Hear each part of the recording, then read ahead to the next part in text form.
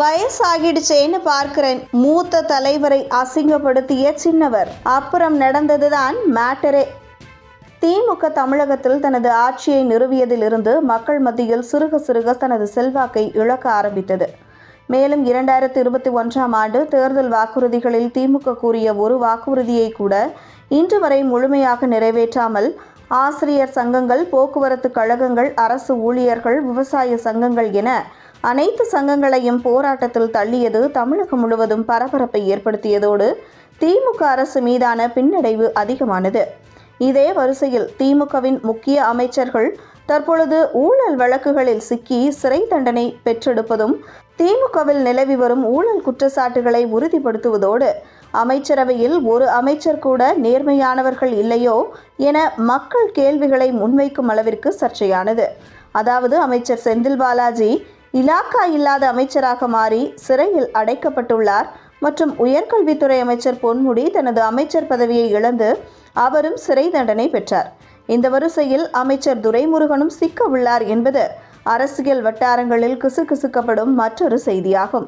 ஏனென்றால் சமீபத்தில் மணல் குவாரிகளில் அமலாக்கத்துறை மேற்கொண்ட சோதனையும் அது தொடர்பாக கனிம வளத்துறை அதிகாரிகளை அமலாக்கத்துறை அதிகாரிகள் விசாரணைக்காக கைது செய்து விசாரணை மேற்கொண்டதும் துரைமுருகன் செய்த ஊழலை வெளிக்கொண்டு வருவதற்காகத்தான் என்ற பேச்சுக்கள் அரசியல் வட்டாரத்தில் அடிபட்டது.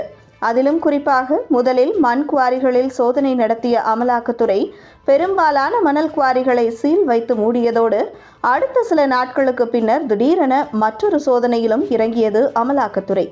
அந்த சோதனையில் முறைகேடாக மணல் அள்ளப்படுவதையும் மணல் அள்ளப்படும் அளவும் விற்கப்படும் அளவும் வெவ்வேறாக இருப்பதையும் கண்டறிந்து பல முக்கிய ஆவணங்களை பறிமுதல் செய்ததும் குறிப்பிடத்தக்கது. இப்படி திமுகவின் முக்கிய மற்றும் மூத்த அமைச்சர்கள் ஒவ்வொருவரும் சில ஊழல் வழக்குகள் மற்றும் அமலாக்கத்துறையின் சோதனைக்கு உட்பட்டு வருவதால் அவர்களை வைத்து எப்படி 2024 ஆண்டு தேர்தலில் எதிர்கொள்வது என்று அறிவாலய தலைமை யோசித்து இதனால் அவர்கள் யாருக்கும் சீட்டு தருவது குறித்து யோசனையில் இருப்பதாகவும் தகவல்கள் வெளியாகியுள்ளது. இந்த நிலையில் 2019 வேலூர் தொகுதியில் நின்று எம்பியான அமைச்சர் துரைமுருகன் மகன் கதிர் ஆனந்திற்கு இந்த முறை சீட்டு கொடுக்கப்படாது என்ற தகவல் அறிவாலயத்தில் பேசப்பட்டதாகவும் அதை பற்றி அமைச்சர் துரைமுருகன் உதயநிதியிடம் கேட்டபொழுது உங்கள் அமைச்சர் பதவியே உங்களிடம் இருப்பது பெரிய விஷயம்தான், இதில் உங்கள் மகனுக்கு வேற மீண்டும் சீட்டு வேணுமா என கேட்டதாகவும் மேலும் தற்போது உங்கள் மீது சுமத்தப்பட்டிருக்கும் குற்றச்சாட்டுகள் மற்றும் ஊழல் நடவடிக்கைகளுக்கு உங்களது பதவி இதுவரை உங்களிடமிருந்து பறிக்கப்படாமல் உள்ளது என்பதை நினைத்து சந்தோஷப்படுங்கள் என்று சவுண்டு விட்டாராம்.